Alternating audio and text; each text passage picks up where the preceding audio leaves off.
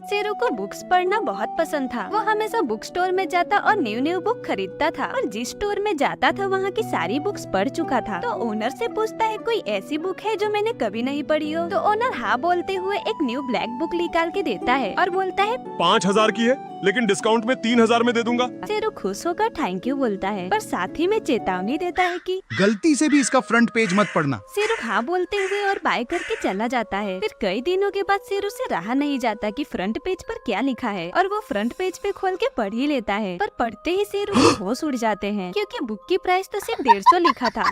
शेरू के पापा Indian police officer थे और आज उनका ट्रांसफर एक नए शहर में हो जाता है। पर वहाँ कुछ दिनों में ही शेरू बीमार हो जाता है और डॉक्टर शेरू को बाहर जाने को मना करते हैं। आज शेरू खिड़की के बाहर देखता है और उसे बाहर जाने को मन करता है। तभी मुड़ने पर शेरू को बेड के नीचे कुछ अजीब दिखाई देता है जहाँ उसे एक अजीब सा डॉल मिलता है। पर अचानक डॉल खड़ा होकर शेरू को हाय बोलता है जिससे शेरू डर कर बैठकर कांपने लगता है। पर डॉल बोलता है डरो मत, मैं तुमसे दोस्ती करना चाहता हूँ। और काफी समझाने पर शेरू डरते हुए मान जाता है। तभी दरवाजा खटखटाने की आवाज आती है। डॉल तुरंत जाकर बेड के नीचे छिप जाता है पर वो तो पापा थे जो दूध देकर मैं जा रहा हूँ कहते हैं, जो अपनी स्कूटर लेकर स्टेशन की तरफ जाने लगते हैं। शेरू डॉल से पूछता है तुम क्यों छुप गए थे? तो बोलता है मैं सिर्फ तुम्हारा दोस्त हूँ इसलिए दूसरों के सामने छुप जाऊंगा। और कुछ ही दिनों में दोनों में अच्छी दोस्ती हो जाती है। पर एक दिन डॉल एक गेम खेलने को कहता है। शेरू गेम खेलने के लिए मान जाता है। तभी वो डॉल शेरू को खिड़की से बाहर कूदने को बोलता है। शेरू डर जाता है और मना करता है पर डॉल बोलता है फिक्र मत करो, नीचे ट्रेम्पोलिन रखा है, मजा आएगा। पर असल में वहाँ कोई ट्रेम्पोलिन नहीं था, नुकीले कांटे थे। शेरू को डर लगता है और कूदने से मना कर देता है। शेरू दुखी होकर बेड के नीचे चला जाता है। शेरू को डॉल को दुखी देखकर अच्छा नहीं लगता और अगली रात शेरू बेड पर बैठकर होमवर्क कर रहा था। तभी डॉल एक रेड बॉक्स लेकर कहता है चलो एक गेम खेलते हैं। शेरू पूछता है कौन सा गेम? डॉल बॉक्स सामने करके बॉक्स को खोलने को बोलता है। शेरू खुश होकर बॉक्स खोलने लगता है पर उसमें से चाकू निकलते देख शेरू चौंक जाता है। डॉल बोलता है नकली है, इसे जोर से खुद के ऊपर मारो। शेरू को गुस्सा आ जाता है और चाकू को जोर से फेंक देता है पर शेरू के होश हो जाते हैं क्योंकि चाकू असली था। इसलिए शेरू अब डॉल से डरने लगा था और बात भी नहीं करता। अगली सुबह पापा बोलते हैं तुम ठीक हो गए हो, अब बाहर जा सकते हो। जिससे शेरू तो बहुत ही ज्यादा खुश हो जाता है और शाम को पार्क में टहलने जाता है। तभी अंधेरा होते ही उसे अजीब सी आवाज सुनाई देती है जो वही डॉल पीछे खड़ा होकर हाय बोल रहा था और उसे अपने साथ पास ही में एक पुल के नीचे चलने को बोलता है। बस शेरू तेजी से वहाँ से भागकर घर चला जाता है और वहाँ पापा का फिर एक बार ट्रांसफर हो जाता है। दोनों रात को ही दूसरे शहर के लिए निकलते हैं। बस शेरू ने डॉल को इसके बारे में कुछ नहीं बताया था। तभी देखता है डॉल खिड़की से उसे ही देख रहा था। पर दोनों कार में दूसरे शहर चले जाते हैं। करीबन 6 साल बाद शेरू आज पुराने दिनों को याद करते हुए डॉल के बारे में सोचता है और अगले दिन ही पुराने घर देखने जाने लगता है। पर वहाँ जाते ही शेरू के होश उड़ जाते हैं क्योंकि उनका घर बुरी तरह से टूट फूट गया था। शेरू उस पुल के पास आता है जहाँ डॉल ले जाना चाहता था और पुल के नीचे संभलते हुए उतरने लगता है। तभी वहाँ बहुत सारे कंकाल देखकर दंग हो जाता है और अचानक पीछे से आवाज आने पर मुड़ता है तो वही डॉल ठीक उसके सामने गर्दन हिलाते हुए मुस्कुरा रहा था, जिसके बाद शेरू को आज तक कोई ढूंढ नहीं पाया।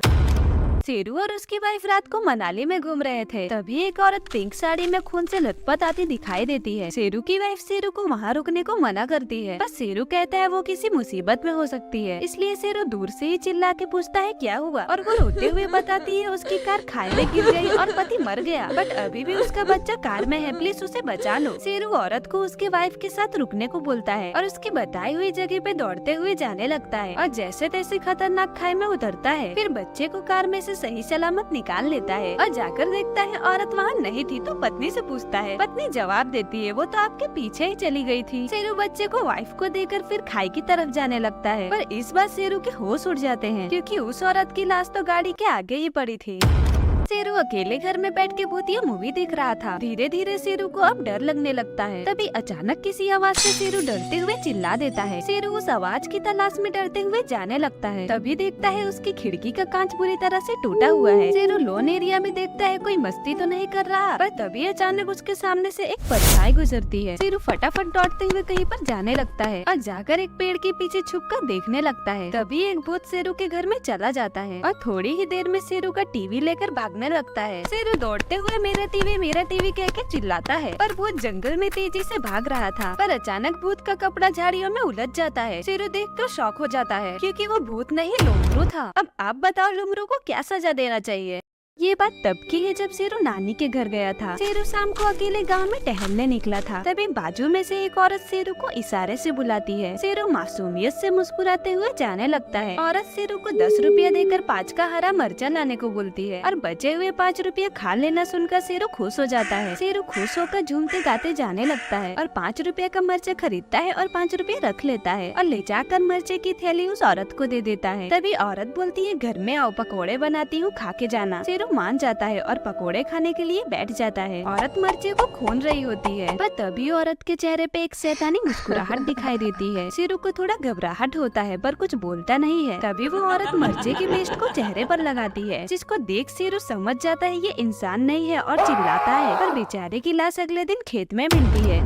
शेरू अपने किचन में रात के 2 बजे सूप बना रहा था और फाइनली सूप बना के ड्राइंग रूम में ले जाता है। फिर बाउल को टेबल पे रख के सूप चखता है, पर सूप में नमक डालना ही भूल गया था, इसलिए पूरा उगल देता है और फिर नमक लेने के लिए बाउल वहीं रख देता है और किचन की तरफ जाता है। पर वापस आने पर देखता है टेबल पर से बाउल गायब था। तभी शेरू को किसी के सूप पीने की आवाज सुनाई देती है। शेरू धीरे धीरे आवाज का पीछा करते हुए एक कमरे का दरवाजा खोलता है तो सामने एक लड़की उसका सूप पीते हुए दिखाई देती है। शेरू गुस्से में बोलता है, कौन हो तुम? तभी अचानक लड़की बाउल नीचे गिरा देती है और देखते ही देखते एक लंबी गर्दन की भूतनी में बदल जाती है। शेरू जल्दी से पूरी जान लगाकर कमरे से भागता है और तेजी से घर के बाहर गांव की तरफ जाने लगता है। गांव का रास्ता एकदम सुनसान था, पर तभी अचानक वही भूतनी वहां पर आ जाती है। शेरू की डर के मारे चीख निकल जाती है। चुड़ैल अपने हाथों में से कई सारे नुकीले चाकू निकालती है। शेरू जल्दी से शॉवल की मदद से रोड पर ही गड्ढा बनाने लगता है और चुड़ैल चाकुओं को हवा में करके शेरू पर हमला करने जाती है, पर तभी डायरेक्टर कट बोल देता है और शूटिंग बंद हो जाती है।